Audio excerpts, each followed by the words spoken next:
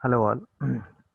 हम लोग यहाँ पे डिस्कस करने जा रहे हैं 2 सितंबर जेईई मेन का पेपर इवनिंग शिफ्ट का। तो इसका पहला क्वेश्चन है, which of the following is the tautology. Tautology means जब हम सारे लॉजिकल ऑपरेशन उसमें लगाएंगे, जिस लॉजिकल ऑपरेशन लगाने के बाद जिस रिजल्ट में आंसर ऑलवेज ट्रू आएगा वही हम टोटोलॉजी कंसिडर करेंगे।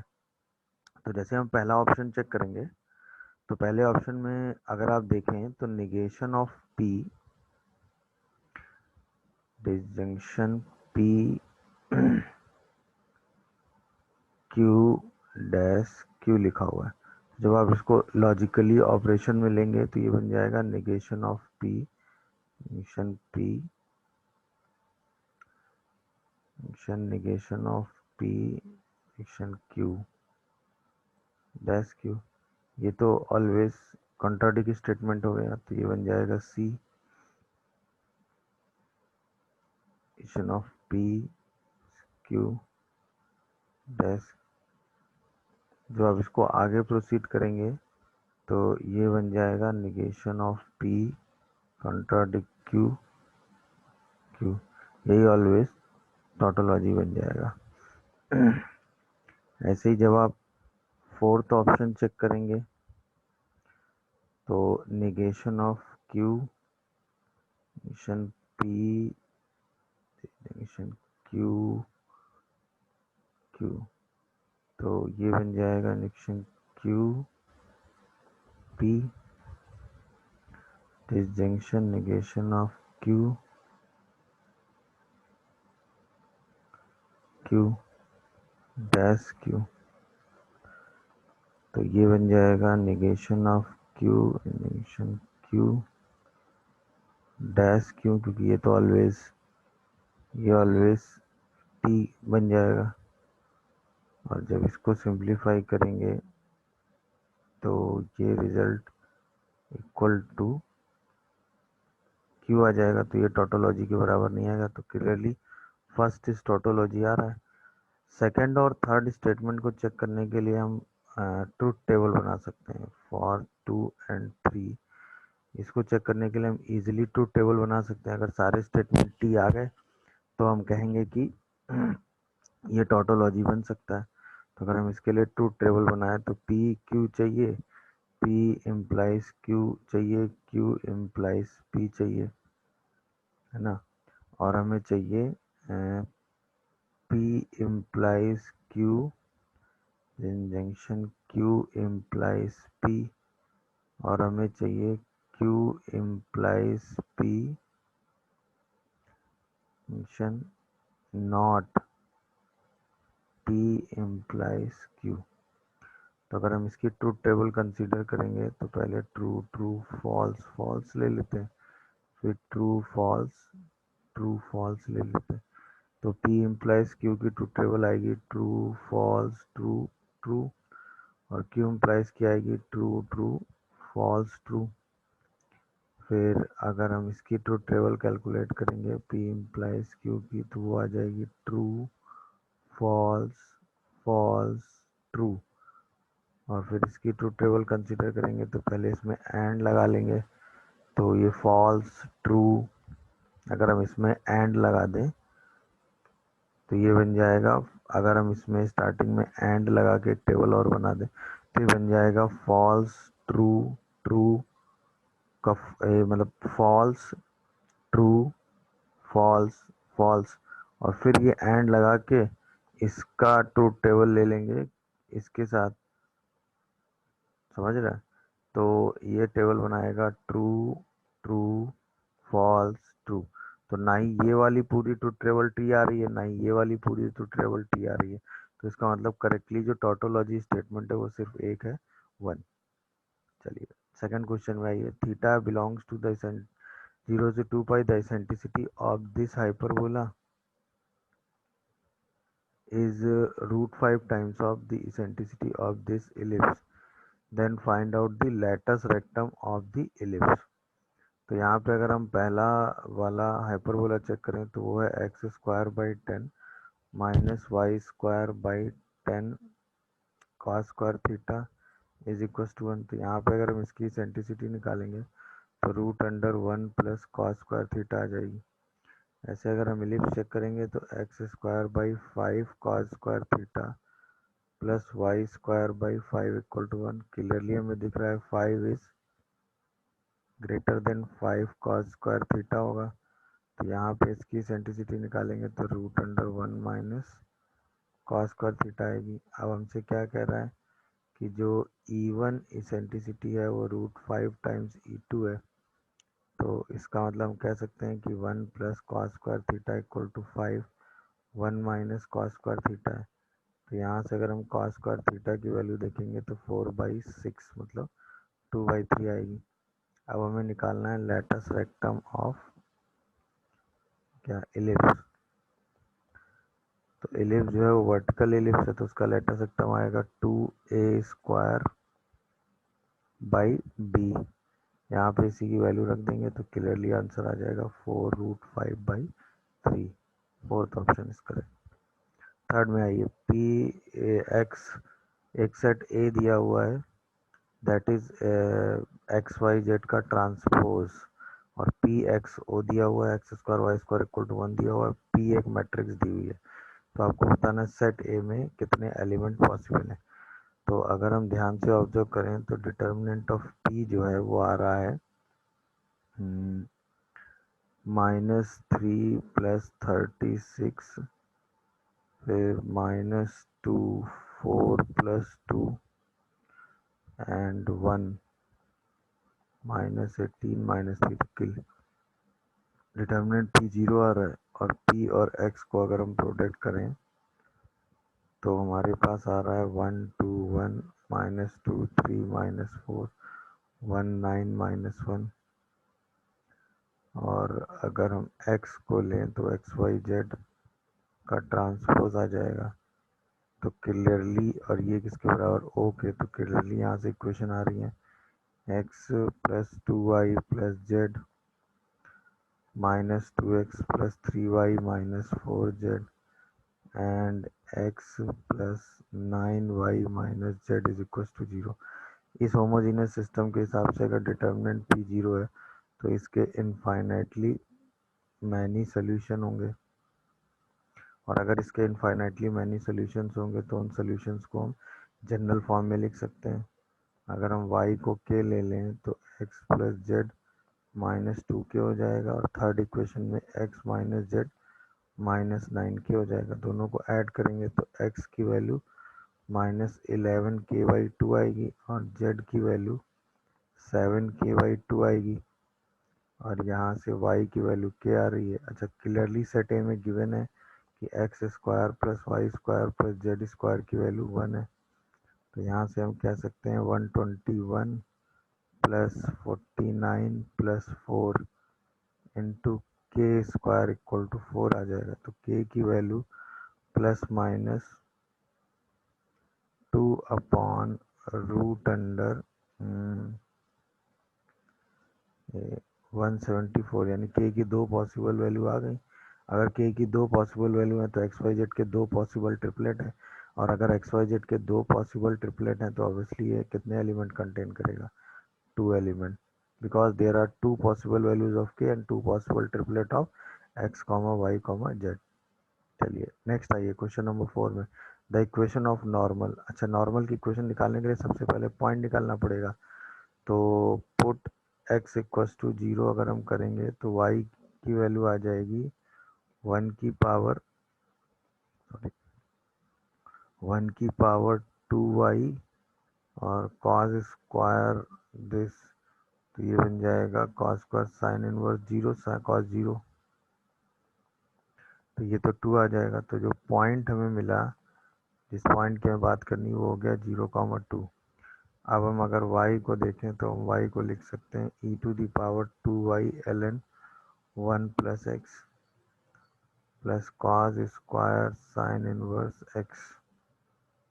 तो अगर हम यहाँ पे इसका dy/dx कैलकुलेट करेंगे तो आएगा e⁻²y ln 1 + x, और इसको डिफ्रेंशिएट करेंगे तो ये बन जाएगा ln 1 + x इंटू 2 dy/dx और +2y/1 + x।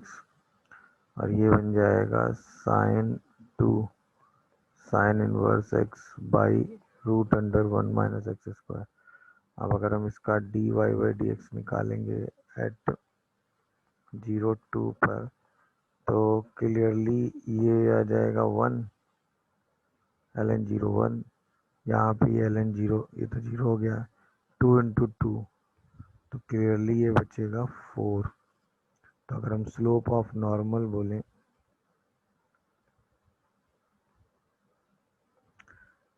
Slope of normal, तो क्लियरली वो आ जाएगा -1/4। तो इक्वेशन ऑफ नॉर्मल क्या हो गई, y - 2 upon x equal to -1/4, यानी x + 4y = 8, यानी D is the correct answer. Okay, चलिए नेक्स्ट क्वेश्चन पे आ जाते हैं। दैट इज क्वेश्चन नंबर, चलिए नेक्स्ट क्वेश्चन पे आ जाते हैं, दैट इज क्वेश्चन नंबर 5। तो इसमें क्या है, consider a region R x comma y R square x square less than or equal to y less than or equal to 2x, align y equal to alpha, divide the region R into two equal part, then which of the following option is true। तो अगर हम इसका graphically analysis करें, तो एक तो parabolic graph है y = x² का, और एक लाइन है y = 2x की। y = x² के अंदर वाला रीजन है, क्योंकि y ग्रेटर देन x² है, तो ये अंदर वाला रीजन आ गया। और 2x जो है वो भी ग्रेटर देन y है, तो इसके नीचे का रीजन हो गया, तो अल्टीमेटली ये वाला रीजन हो गया। तो अगर हम दोनों को इक्वल करेंगे कि 2x = x² करेंगे, तो x की वैल्यू 0 और 2 आ जाएगी, तो एक तो ये 0 हो गया, और एक x की ये वैल्यू आ गई 2। तो अगर x 2 होगा तो y साइमल्टेनियसली 4 हो जाएगा। अब हमने एक लाइन खींची y = अल्फा, जो कि इसको दो इक्वल पार्ट में डिवाइड कर रही है। तो हम एक काम करते हैं, सबसे पहले y = अगर हम अल्फ़ा लेते हैं, तो ये वाला ही अल्फ़ा हो गया। तो हम इसको ऐसे कह सकते हैं कि अगर हम इसका एरिया 0 से 4 निकाल लें और सबको y में ही कन्वर्ट कर दें, तो y में अगर हम एरिया निकालेंगे तो सबसे पहले ये आएगा √y -y/2 इंटू dy, और यही एरिया होगा ट्वाइस ऑफ 0 से अगर हम अल्फ़ा जाएं, सेम √y - y/2 करते हुए, ये इसी के बराबर हो जाएगा। अब इसी इक्वेशन को हमें सॉल्व कर लेना है बस। तो √y को अगर हम इंटीग्रेट करेंगे तो आएगा 2/3 y⁴ और y/2 को अगर हम इंटीग्रेट करेंगे तो ये आ जाएगा y²/4।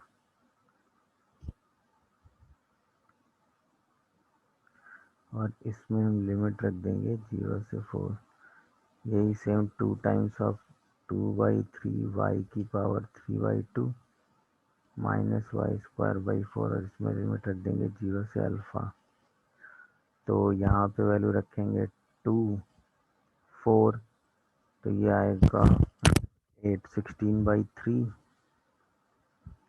और यहाँ पे रखेंगे तो -4, और यहाँ पे जो वैल्यू रखेंगे अल्फ़ा, तो 2/3 α⁴3/2 और -α²/4। अब इसी को सॉल्व करो तो ये शायद 4/3 आ जाएगा, 2 करेंगे तो ये 2/3 बन जाएगा। और यहाँ पे एलसीएम ले लो तो 8 × α⁴3/2 -3α²/12 आ जाएगा। क्रॉस मल्टीप्लाई कर दो तो 3 4 8 आ जाएगा। ये इसका मतलब 8 α⁴3/2 -3α² = 8 आ रहा है। ये क्या है, कोई ऑप्शन? अगर हम सबको एक तरफ ले आएंगे तो आंसर बन जाएगा 3 अल्फा स्क्वायर माइनस 8 अल्फा की power 3/2 plus 8 equal to 0, that is B option. यानी करेक्ट आंसर इसका बी ऑप्शन है, क्योंकि एरिया हाफ हो रहा था ना, तो बस टोटल एरिया निकाल के उसको 2 टाइम्स ऑफ हाफ एरिया के कर देंगे, वहाँ से क्वेश्चन सिंप्लीफाई हो जाएगा। और इसका करेक्ट आंसर क्या है, बी है। नेक्स्ट क्वेश्चन नंबर 6 क्या कह रहा है कि एफ एक्स जो है क्वाड्रेटिक पॉलिनोमियल है, एफ ऑफ -1 और एफ ऑफ 2 जो का सम है वो 0 दिया हुआ है, और एफ एक्स इक्वल टू 0 का एक रूट 3 दिया हुआ है, तो दूसरा रूट किस रीजन में लाई करेगा। तो मान लेते हैं कि जो एफ एक्स फंक्शन है वो A X square plus B X plus C है, तो अगर आप F of 2 plus F of -1 को 0 करेंगे तो ये रिजल्ट आएगा 4a plus 2b plus C and a minus B plus C is 0, यानी इसको हम लिख सकते हैं 5a plus B plus 2c is 0। ये हमारी पहली इक्वेशन हो गई। और अगर हमें गिवन है कि एफ ऑफ 3 0 हो जाएगा, तो दूसरी इक्वेशन हमारी बन जाएगी 9a plus 3b plus C equal to 0। तो हम कह सकते हैं कि फ्रॉम इक्वेशन 1 एंड 2 अगर हम ए बी सी का रेशियो निकालना चाहें तो ए बी सी का रेशियो निकल के आएगा -5, 13 एंड 6। तो अब अगर हम कहें कि प्रोडक्ट ऑफ रूट वो अगर हम देखें तो वो हो जाएगा c/a। तो c/a की अगर हम वैल्यू कैलकुलेट करेंगे तो इसकी वैल्यू आ जाएगी -6/5।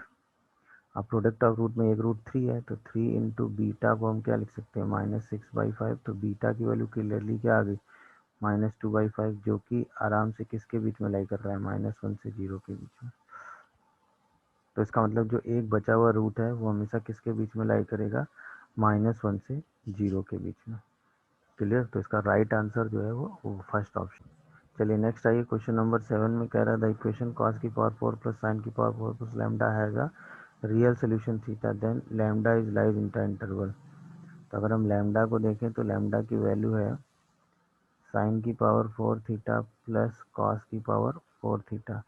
तो इसी लैम्डा को हम लिख सकते हैं -1 minus sine square 2 theta by 2, यानी इसी लैम्डा को आप लिख सकते हो साइन स्क्वायर 2 थीटा बाई 2 -1। अब अगर आप ध्यान से देखो तो साइन स्क्वायर 2 थीटा बाई 2 जो है वो लाई कर जाएगा हमेशा 0 से 1/2 के बीच में, और जैसे ही हम साइन स्क्वायर 2 थीटा बाई 2 -1 करेंगे तो वो हमेशा लाई करेगा -1 से -1/2 के बीच में। यानी लैम्डा को लाई कहाँ से करना चाहिए, -1 से -1/2 के बीच में, अगर हमें इस इक्वेशन का सोल्यूशन चाहिए तो, क्योंकि इसके बाहर वाले रीजन में हमें कभी सोल्यूशन नहीं मिलेगा। तो आंसर सीधा क्या आ गया, first option is the correct for question number 7। Next आइए, अगर हम क्वेश्चन नंबर 8 देखें तो f from R to R है the function which is satisfy f of x plus y equal to fx into fy for L x y belongs to R, f1 is 2 दिया हुआ है। तो इसके हिसाब से अगर हम चलें तो f of x plus y is equals to fx plus f of y दिया हुआ है। तो हम यहाँ पर अगर हम y को 1 रख देते हैं तो हम कहेंगे कि f of x plus 1 is equals to fx plus f1 दिया हुआ है। अब हम x को 2 रखते हैं, सॉरी x को 1 रखते हैं, तो f ऑफ 2 की वैल्यू क्या आ गई 2f1। x को 2 रख दो तो f ऑफ 3 की वैल्यू क्या आ गई 3f1। x को 3 रख दो तो f ऑफ 4 की वैल्यू क्या आ गई 4f1 एंड सो ऑन। तो हम कह सकते हैं कि f ऑफ n की वैल्यू, f ऑफ k की वैल्यू क्या आ रही है kf1, जहाँ पे जो k है वो क्या है, एक नेचुरल नंबर। ओके, k क्या है भाई, एक नेचुरल नंबर है। तो अब हमें क्या चाहिए, g ऑफ n चाहिए, जो कि क्या है k इक्वल टू 1 से लेके n-1 f ऑफ k है। तो यही वैल्यू हम उठा के यहाँ रख दें। तो k इक्वल टू 1 से लेके n-1 f ऑफ k क्या है, kf1। तो इसी को अगर हम सिंप्लीफाई करेंगे तो हमारे पास रिजल्ट क्या आएगा, f1 मतलब 2, 1 से लेके n-1 तक का सम, तो वो n इंटू n-1/2 हो गया। यही सम हमें 20 दिया हुआ। तो इसका मतलब n इंटू n-1 इज 20। तो n क्लियरली कितना आ रहा है, 5। तो जो इसका करेक्ट आंसर आएगा वो आएगा 5। That is option C is the correct answer. Next आइए क्वेश्चन नंबर 9 में। जैसे ही हम इसमें x को 0 टेंड कराएंगे तो ये बनेगी 1 की पावर इनफाइनाइट फॉर्म। अच्छा, इसको सॉल्व करने के लिए सीधा e to the power limit x tends to 0 10 of pi by 4 plus x minus 1 by x कर देंगे। तो ये बन जाएगा e to the power limit x tend 10 pi by 4 plus x का फॉर्मूला करेंगे तो 10 pi by 4 plus 10x upon 1 minus 10 pi by 4 plus x minus 1 और डिवाइडेड बाई 1 बाई एक्स कर देंगे।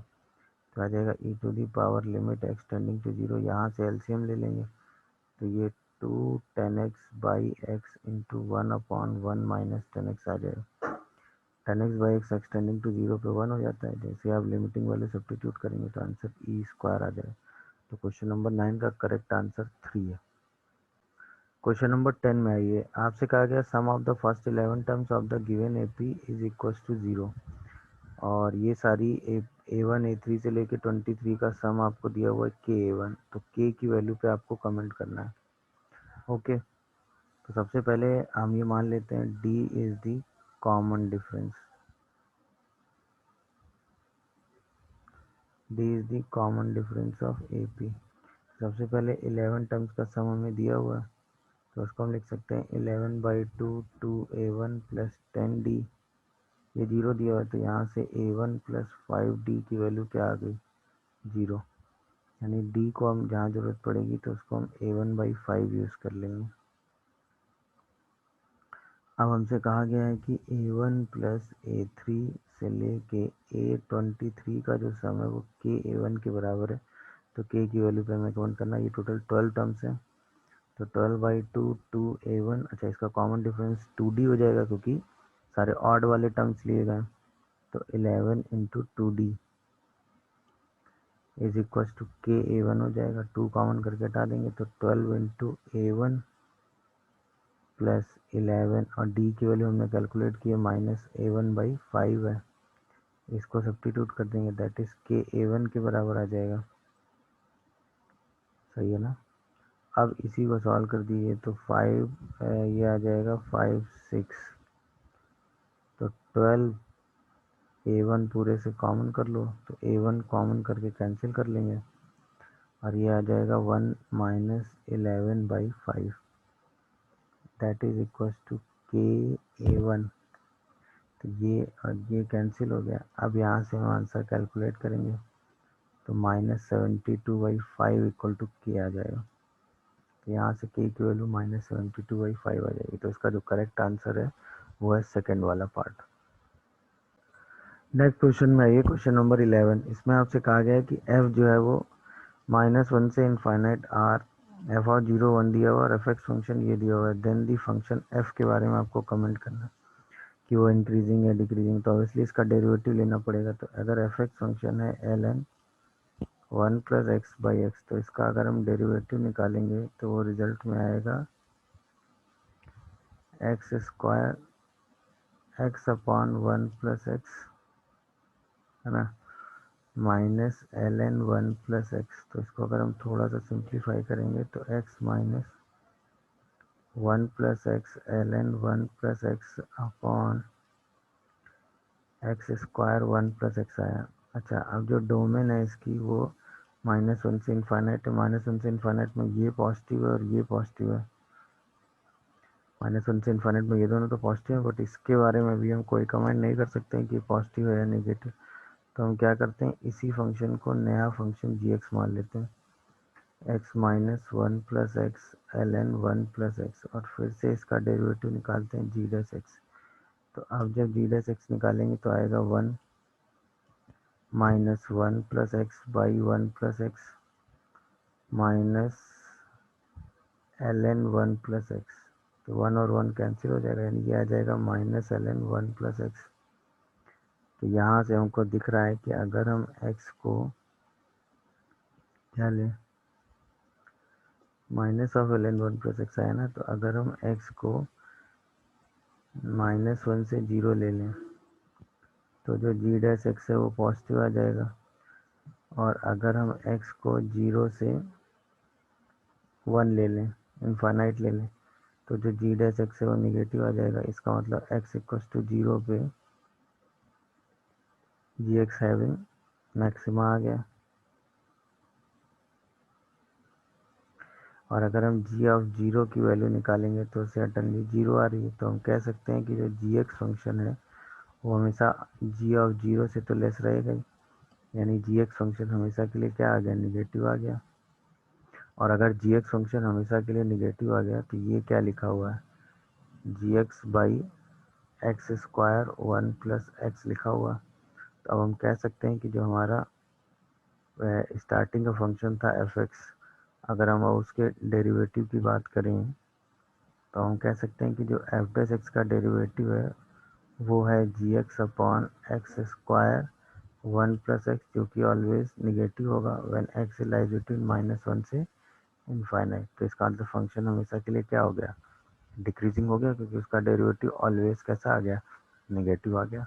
तो इसका मतलब फॉर ऑल माइनस वन से infinite this function F X would be decreasing function. Then answer one is correct. चलिए question number 12 देखते हैं। कह रहा है कि the area of the equilateral triangle inscribed Y square equal to 8x with one vertex of its one, अच्छा one of its vertex with vertex of the parabola.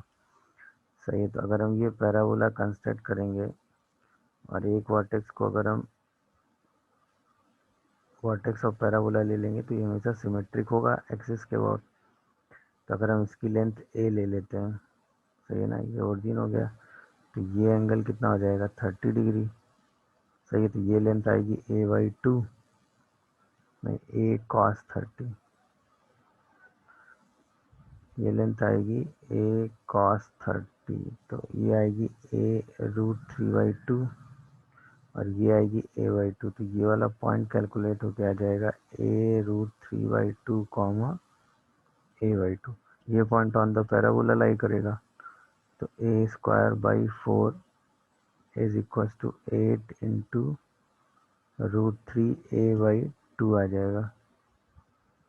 तो यहाँ से ए की वैल्यू 16 रूट थ्री आ जाएगी। अब ए आ गया तो जो एरिया आएगा उसका वो आएगा root three by four into A square. तो उसी को हम लिख देंगे root three by four into 16 root three का होल स्क्वायर। सही है ना। इसी को हम कैलकुलेट करेंगे तो ये 192 रूट थ्री आ जाएगा एरिया, और हमें एरिया ही कैलकुलेट करना था। तो इसका सही ऑप्शन जो है वो ऑप्शन नंबर थ्री है। क्वेश्चन नंबर 12 का सही आंसर ऑप्शन थ्री है। इसमें क्या है कि P E C denotes the complement of event E, E one E two E three है the pair wise independent dependent. अच्छा पेयर वाइज इंडिपेंडेंट है। Okay, P E one probability positive है, P E one intersection E two intersection E three zero दिया हुआ है, तो आपको calculate करना है probability of E two complement intersection E three complement by E one. तो अगर हम रिजल्ट वाइज चलें तो ये रिजल्ट हो जाएगा probability of even intersection A two complement intersection A three complement by probability of even. अच्छा, अगर हम वेन डायग्राम से इस प्रोबेबिलिटी को अंडरस्टैंड करें तो ये आएगा P E one minus probability of E one intersection E two minus probability of E two E one intersection E three, और इसी में हम ऐड कर देंगे probability of E one intersection E two intersection E three, और whole divided by probability क्या आ गया ई वन। क्योंकि सारी प्रोबेबिलिटी क्या है, पेयर वाइज इंडिपेंडेंट है, तो हम इसको लिख सकते हैं P E one minus P E one P E two, इसको लिख सकते हैं पी ई वन और साथ में PE3। अच्छा ये वाली प्रॉबिलिटी तो जीरो ही दी हुई है, डिवाइडेड बाई क्या कर देंगे PE1। जैसे इसको सिंप्लीफाई करके लिखेंगे तो ये आ जाएगा 1 minus PE2 minus probability of PE3। सही है ना। तो इसी को आप क्या लिख सकते हैं, ये बन गया 1 minus probability of PE3 minus PE2। सही है। तो इसी प्रोबेबिलिटी को हम लिख सकते हैं PE3 कॉम्प्लीमेंट माइनस PE2, यानी fourth is the correct option. Fourth is the correct option. सही है ना। हाँ, probability of PE3 minus probability of PE2, then fourth is the correct option, that is probability of PE3 minus probability of PE2। तो इसका सही answer जो है वो। तो नेक्स्ट क्वेश्चन है क्वेश्चन नंबर 14। तो क्वेश्चन नंबर 14 में कहा गया n greater than 2 है, suppose that there are n metro station in a city located along a circular path. तो एक सर्कुलर पाथ दिया हुआ है, उस सर्कुलर पाथ में आपसे सॉरी एक सर्कुलर पाथ दिया हुआ है और उस सर्कुलर पाथ में आपसे ये कहा गया है कि n कंजिक्यूटिव स्टेशंस इस सर्कुलर पाथ में है। Okay, n consecutive stations are there in circular path, each station connected by a straight line। तो हर स्टेशन एक स्ट्रेट लाइन से कनेक्टेड है। Each pair of nearest station connected to a blue line. अच्छा, जो nearest station है वो blue line से कनेक्टेड है। तो total station connected by blue lines कितने हो गए, total station connected by blue lines. तो नियरेस्ट स्टेशन है तो n है, तो हर बार टोटल स्टेशन अगर हम कनेक्ट करेंगे तो n हो जाएंगे, है ना। और total which all are connected to the red line, nearest station connected by blue line wherever all remaining stations. तो जो ऑल रिमेनिंग स्टेशंस है वो कितने बन गए,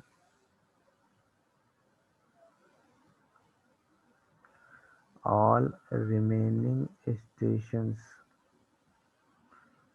ऑल रिमेनिंग स्टेशन। तो टोटल स्टेशन NC2 होंगे, उसमें से n माइनस कर देंगे। अब जो कह रहा है कि if the number of red line station that is NC2 minus n is 99 times of blue line station, बस इसी को सॉल्व कर दीजिए। तो n into n minus one minus 2n is equal to 198n।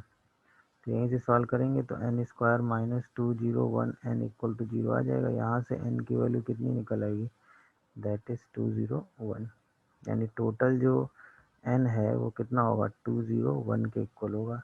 यही आपका करेक्ट आंसर हो गया, यानी इसका करेक्ट आंसर क्या हो गया, बी।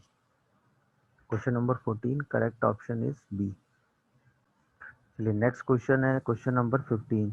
एक कर्व है y equal to f x passing through a point 1, 2 the solution of differential equation this, then f of half की वैल्यू कैलकुलेट करनी। तो सबसे पहले इस डिफरेंशियल इक्वेशन को अगर हम आराम से लिखें तो इस डिफरेंशियल इक्वेशन को हम लिख सकते हैं dy by d x is equal to 2xy plus Y square upon 2x square. इसको अगर हम सॉल्व कर लें तो ये आ जाएगा y by x plus Y square by 2x square, यानी इसको हम लिख सकते हैं 1/y² into dy by d x plus minus 1/y into 1/x is equal to 1/2x square. अब अगर हम इसी -1/y को t ले लेते हैं तो हमें पता चल जाएगा कि 1/y² dy by d x जो है वो dt बाई डी एक्स बन जाएगा। तो यही जो इक्वेशन बनेगी dt by d x plus t into 1/x equal to 1/2x square. अब ये लीनियर डिफरेंशियल इक्वेशन बन गई। यहाँ से अगर हम इसका इंटीग्रेटिंग फैक्टर निकालेंगे तो वो निकल के आएगा e to the power 1/x into d x, यानी कि वो x आ जाएगा। तो जब हम इसका सोल्यूशन निकालेंगे तो वो आ जाएगा t इंटू इंटीग्रेटिंग फैक्टर और is equal to 1/2x² into integrating factor into dx। और t की वैल्यू को हम सब्स्टिट्यूट कर देंगे माइनस, तो ये आ जाएगा माइनस, t की वैल्यू को हम सब्स्टिट्यूट कर देंगे तो ये आ जाएगा माइनस x/y, ठीक है ना, is equal to 1/2 ln x plus some constant c आ जाएगा। अच्छा, ये कर्व 1,2 से पास करता है ना, तो minus x,y is equal to ln x/2 plus c आ जाएगा। और ये कर्व पास करता है कहाँ से,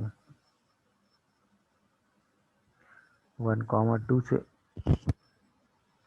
तो यहाँ से रिजल्ट आ जाएगा 1,2 जब पास कराएंगे इसमें तो -1/2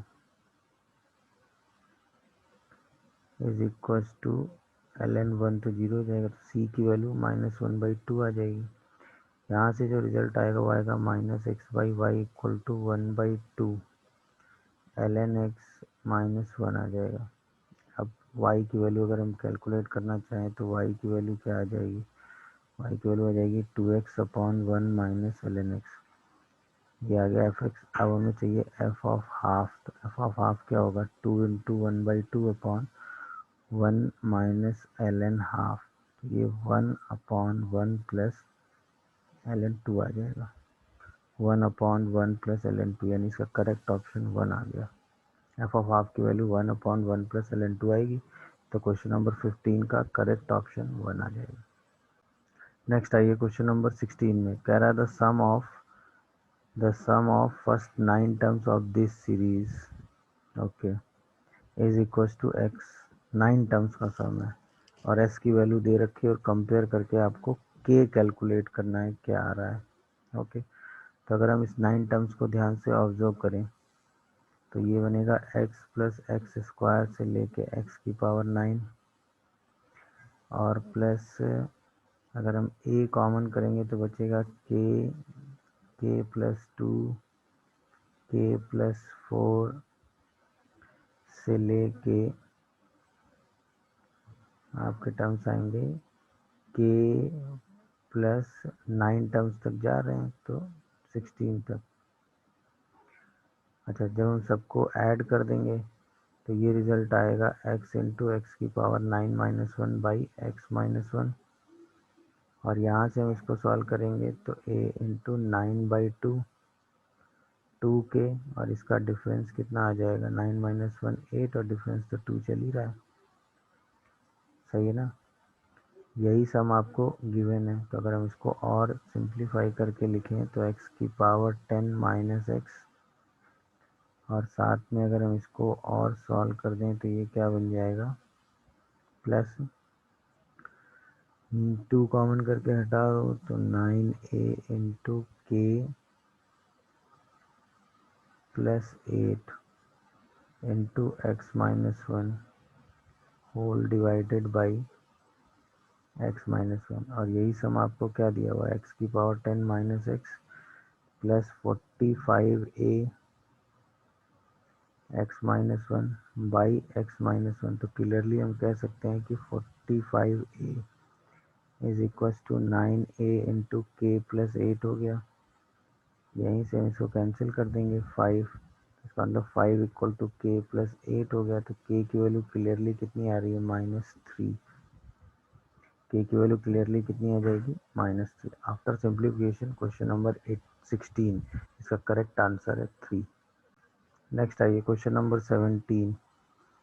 क्वेश्चन नंबर 17 में आपसे कहा गया है set of all possible values of theta 0 से 2π such that 1,2 and sine theta cos theta lie on the same side of x plus Y equal to 1। तो अगर हम point sine theta cos theta की बात करें तो ये तो एक सेमी सर्कल की सरकमफ्रेंस पे लाई करता हुआ पॉइंट आ जाएगा, है ना, जो 1,0 से -1,0 के बीच में, इसकी सरकमफ्रेंस पर कोई भी जनरल पॉइंट आप क्या ले सकते हो, साइन थीटा कॉस थीटा। अच्छा, ये वाला पॉइंट हो जाएगा 0,1, और जो लाइन आ रही है x plus Y equal to 1 वो इन्हीं दोनों पॉइंट से पास करने वाली लाइन हो जाएगी। सही है ना। अब हमें क्या करना है, ये लाइन हो गई x plus Y minus one equal to zero, वो पॉइंट सेम साइड में होना चाहिए। तो अगर हम 1, 2 देखें तो 1, 2 जो पॉइंट होगा वो लाइन के इस तरफ लाई करेगा, तो वो दोनों पॉइंट सेम साइड में तभी लाई करेगा जब थीटा की वैल्यू कहाँ से कहाँ तक लाई करेगी। क्लियरली हम कह सकते हैं थीटा की वैल्यू कहाँ से कहाँ तक लाई करेगी, 0 से π/2। क्यों? क्योंकि आपका जो पॉइंट है वो इसी रीजन में होना चाहिए। तो जैसे ही रीजन क्रॉस करेंगे तो वो दोनों पॉइंट अपोजिट साइड में आ जाएंगे। तो क्लियरली थीटा कहाँ से कहाँ लाई कर रहा है, 0 से π/2 के बीच में। तो 17 का सही आंसर क्या हो गया, 2। नेक्स्ट आइए 18 में आपसे कहा गया A B C are the real number satisfying A cube B cube C cube equal to 2 it matrix A equal to A B C A C A B A transpose into A is I then A plus B plus C equal to. तो अगर आप ए transpose into ए करोगे तो वो result निकल के आएगा A square plus B square plus C square A B plus B C plus C A B plus B C plus C A B plus B C plus C A square plus B square plus C square A B plus B C plus C A B plus B C plus C A B plus B C plus C A square plus B square plus C square. और ये clearly किसके बराबर है, आई के। तो यहाँ से आ गया A square plus B square plus C square is 1 and A B plus B C plus C A equal to 0। Okay, अब हमें ए बी सी की वैल्यू कैलकुलेट करनी है। तो सबसे पहले हम ए प्लस बी प्लस सी निकाल सकते हैं।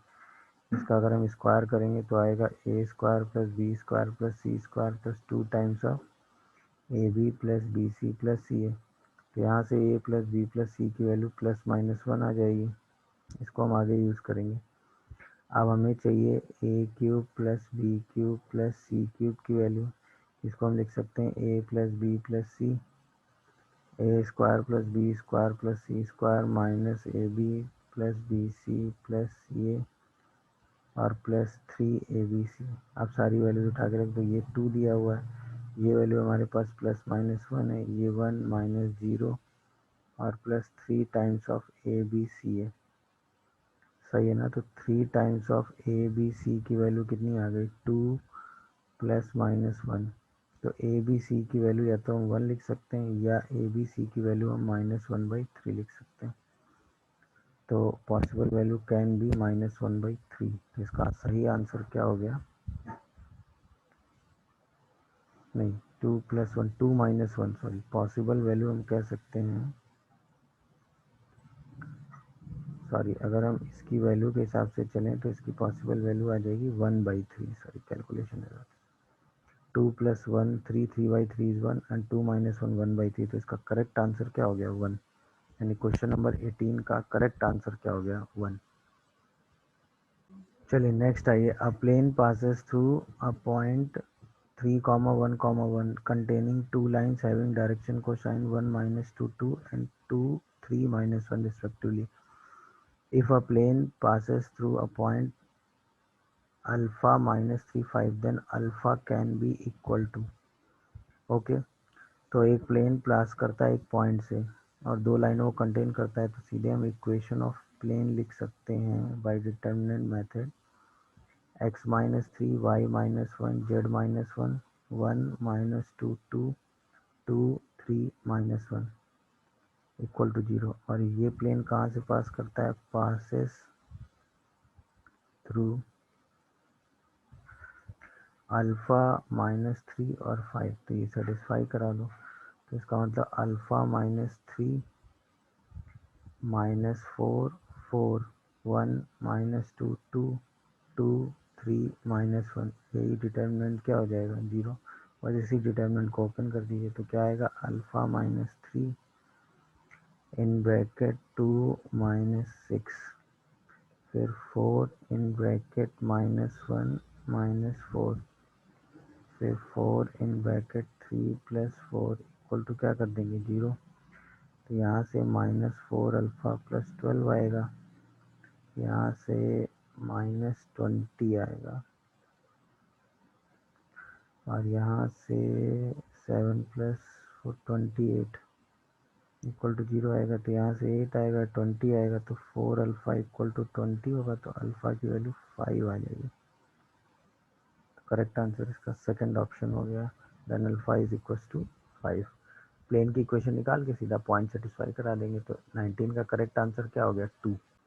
इसमें क्या करना है, imaginary part of this and this complex number can be. तो अगर हम ध्यान से देखें तो ये लिखा हुआ है 3 + 2 i√54, इसका रूट लेना है, और minus root under 3 + i√54, 3 - 2i√54 का रूट लेना है। ओके, तो अगर हम सीधा रूट लें किसका, 3 + 2i√54 का, तो वैल्यू आएगी plus minus bracket close root under 15 + 3/2 plus i times of root under 15 - 3/2। तो यही वैल्यू निकल के आएगी प्लस माइनस 3 + i√6। ऐसे अगर हम रूट ले लें 3 - 2i√54 का, तो वही वैल्यू प्लस माइनस 3 - i√6 आ जाएगी। अब ये दोनों वैल्यू उठा के रख दो, तो ये रिजल्ट निकल के आ जाएगा प्लस माइनस कॉमन, यहाँ पे आ जाएगा 3 + i√6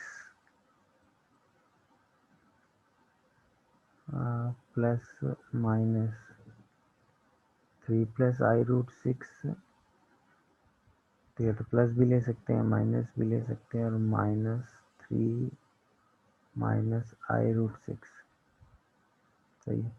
तो इसको हम कह सकते हैं प्लस माइनस i√6 आ जाएगा। तो इसका इमेजिनरी पार्ट हम क्या कह सकते हैं, इमेजिनरी पार्ट हम कह सकते हैं 2√6 विद माइनस साइन, प्लस का भी कह सकते हैं, माइनस का भी कह सकते हैं। तो एक आंसर इसका करेक्ट -2√6 आ जाएगा, ठीक है ना। तो क्वेश्चन नंबर 20 का एक करेक्ट आंसर जो आ रहा है वो आ रहा है, मतलब उससे कई आंसर आ जाएंगे, +-2√6 आ जाएगा, तो उसमें से जो सही आंसर है वो -2√6 ले लेंगे, तो 20 का आंसर 2 सही है। नेक्स्ट आइए क्वेश्चन नंबर 21 में। 21 में कहा गया the variance of the terms increasing b1 b2 b11 is 90, then the common difference of this AP। तो इसको सिंप्लीफाई करने के लिए हम मान लेते हैं कि कॉमन डिफरेंस जो है, कॉमन डिफरेंस ऑफ AP उसको हम ले लेते हैं D। तो सबसे पहले हम इसका मीन निकाल लेते हैं। तो मीन इसका क्या निकल के आएगा, मीन निकल के आएगा 11/2 2b1 + 10d। तो ये वैल्यू निकल के आएगी 11/11।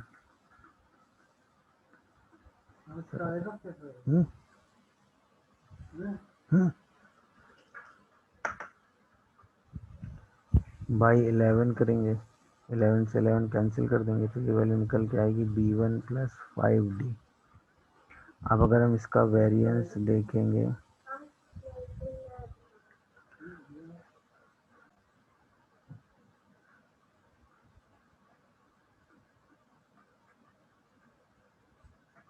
तो अगर हम इसके आगे इसका वेरिएंस निकालेंगे, तो वेरिएंस होता है सिग्मा i = 1 से लेके 11 bi - b बार इसका होल स्क्वायर बाई 11 आ जाएगा।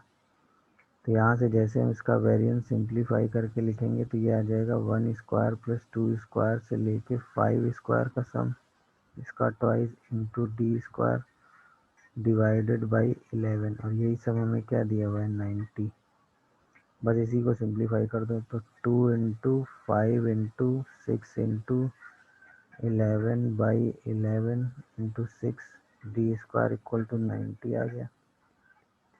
तो d स्क्वायर इक्वल टू 9 आ जाएगा। यहाँ से d की वैल्यू 3 आ जाएगी, क्योंकि इंक्रीजिंग AP है तो d सिर्फ पॉजिटिव लिया जा सकता है। तो आंसर इसका 3.00 आ जाएगा। तो इसका जो करेक्ट आंसर आएगा वो आएगा 3.00, ठीक है। चलिए नेक्स्ट क्वेश्चन नंबर 22 की बात करते हैं। तो क्वेश्चन नंबर 22 में अगर हम देखें तो ये लिखा हुआ है 3/5 cos के एक्स माइनस 4/5 साइन के एक्स। तो हम क्या करते हैं, टेन अल्फा एक एंगल ले लेते हैं, दैट इज 4/5 नहीं 4/3। टेन अल्फा एक एंगल ले लेते हैं 4/3।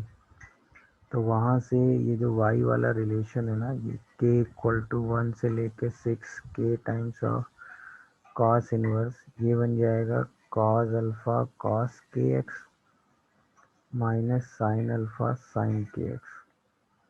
तो इसी रिलेशन को हम k इक्वल टू 1 से लेके 6k कॉस इनवर्स ऑफ के एक्स प्लस अल्फ़ा कह सकते हैं। और कॉस इनवर्स ऑफ के एक्स प्लस अल्फ़ा को हम ओपन करके कहेंगे तो y की वैल्यू को हम क्या कह देंगे, k इक्वल टू 1 से लेके 6k एक्स प्लस अल्फ़ा। सही है ना। तो अगर हम इसमें dy/dx कैलकुलेट करेंगे, dy/dx तो वो तो सिग्मा k इक्वल टू 1 से लेके 6k स्क्वायर ही आ जाएगा। एक्स क्योंकि एक्स एक्स एक्स सब में आएगा, सारा के स्क्वायर आ जाएगा, बाकी सब जीरो हो जाएगा कांस्टेंट। तो at X equal to zero पर भी यही वैल्यू हो जाएगी। तो इसका मतलब dy/dx at X equal to zero पर वैल्यू कितनी हो गई, के 6 × 7 × 13/6। Answer is 91। तो इसका जो करेक्ट आंसर आएगा वो आएगा 91.00। सिंप्लीफाई करके लिख लीजिएगा। नेक्स्ट आइए 23। इसमें कहा गया N positive integer ended with power X 3 consecutive power expansion 2 5 12 दिया हुआ, तो एन की वैल्यू पे कमेंट करना है।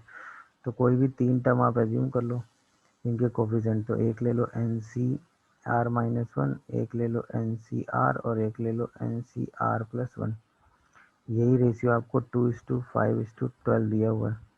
तो हम कह सकते हैं ना N C R by N C R -1 is equal to 5/2 हो गया, और N C R +1 by N C R 12/5 हो गया। यहाँ से इक्वेशन आ गई N minus R +1 by R equal to 5/2, और यहाँ से आ गया N minus R by R +1 equal to 12/5।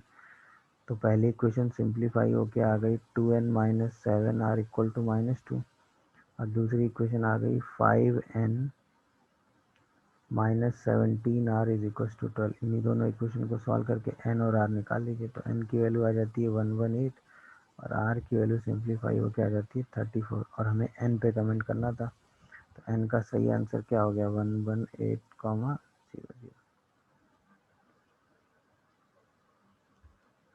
Next आई question number 28। Less than t then the value of 1 से 2 mod of 2x minus box of 3x की बात करनी है। ओके तो अगर हम बात करें mod of 2x minus box of 3x की, तो हम इसको लिख सकते हैं 3x minus box of 3x minus x का मॉड, एक्स साइड एक्सेप्टेड। तो ये बन गया fraction part of 3x minus x का मॉड। अच्छा, अगर हम x को 1 से 2 लें तो क्लियरली हमें पता है कि x हमेशा फ्रैक्शन पार्ट ऑफ 3x से बड़ा होगा। तो जैसे अगर हम 1 से 2 में मॉड की बात करें, mod of fraction part of 3x minus x into d x, तो मॉड हमेशा कैसा ओपन होगा, माइनस साइन के साथ ओपन होगा। तो इसी मॉड को हम 1 से 2 x minus fraction part of 3x लिख दें, कोई प्रॉब्लम। बस इसी को सॉल्व कर दीजिए। तो 1 से 2 x आ गया, और 1 से 2 में fraction part of 3x dx आ गया। तो 1 से 2 में इसको सॉल्व करेंगे तो x²/2 लिमिट रख देंगे 1 से 2, और इसको जब आप सॉल्व करेंगे तो ये 3 बार आ जाएगा, और ये 0 से 1/3 x इंटू डी एक्स की तरह ही ट्रीट हो जाएगा, क्योंकि पीरियोडिक फंक्शन होगा ना। तो 1 से 2 में भी सेम 3 पीरियड अपने अटेंड करेगा। तो ये वैल्यू आ जाएगी 4 एंड 2 -1/2, तो ये तो 3/2 आ जाएगी। और इसको सॉल्व करेंगे तो 3 इंटू एक्स स्क्वायर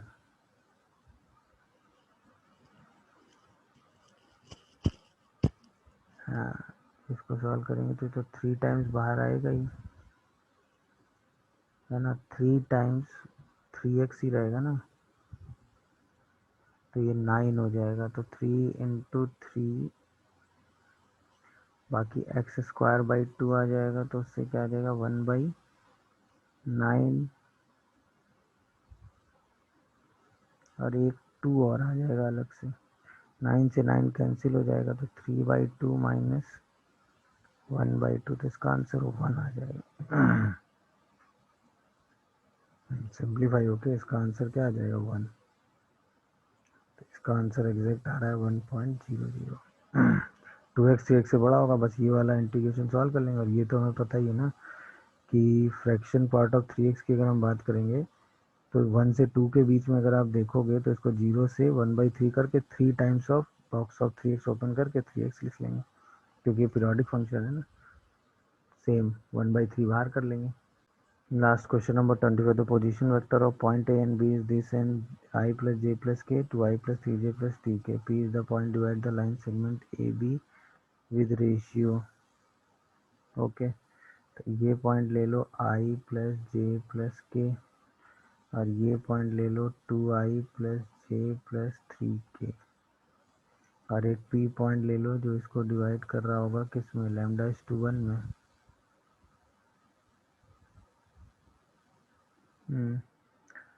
λ/1 में, तो इसके पोजीशन वेक्टर को A कह दो, इसके पोजीशन वेक्टर को B कह दो। तो जो P का पोजीशन वेक्टर है वो आ जाएगा A plus lambda times of B by λ+1। वो तो ओरिजिन आई। अब आओ, तो जो OB वेक्टर है वो B कह दो, जो OP वेक्टर है वो P कह दो, OA वेक्टर है वो A कह दो।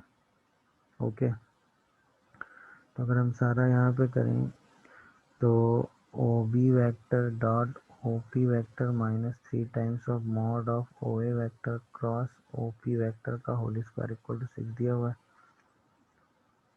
OB vector minus OP vector, तो इसका मतलब B डॉट P वेक्टर है A plus lambda B by λ+1 minus 3 times of mod of A vector cross P vector है A plus lambda B by λ+1, इसका होल स्क्वायर इक्वल टू 6 दिया हुआ है।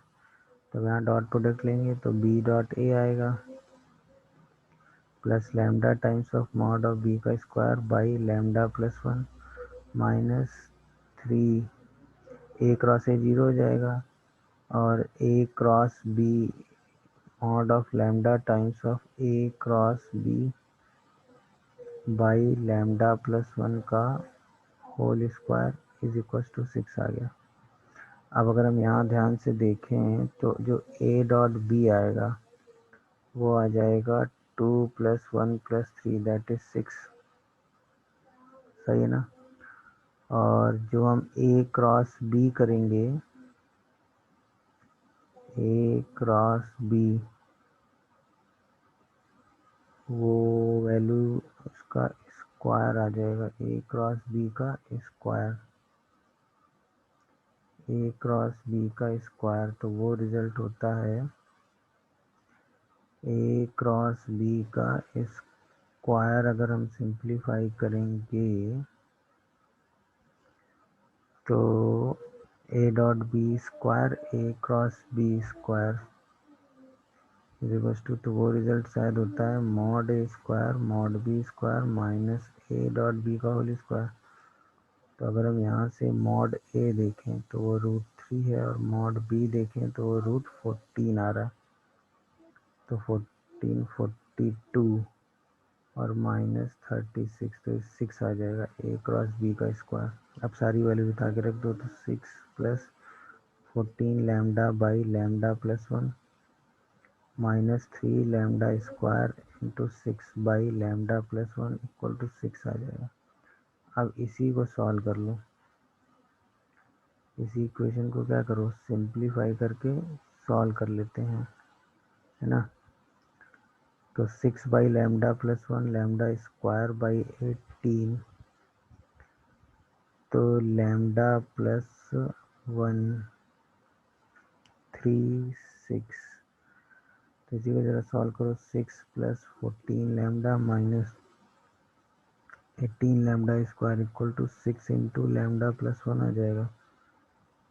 यहाँ से 2 plus 3 plus 7 lambda minus 9 lambda square equal to 3 lambda plus 3 आएगा।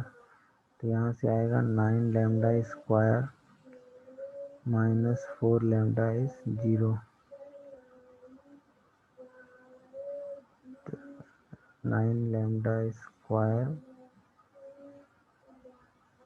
3 और 3 cancel हो जाएगा।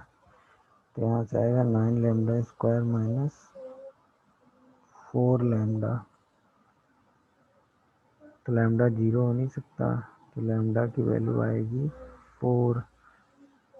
18 and 14 lambda 6 plus 14 lambda by lambda plus 1 18 lambda square by sorry ये लैम्डा प्लस 1 का होल स्क्वायर आएगा। ओहो,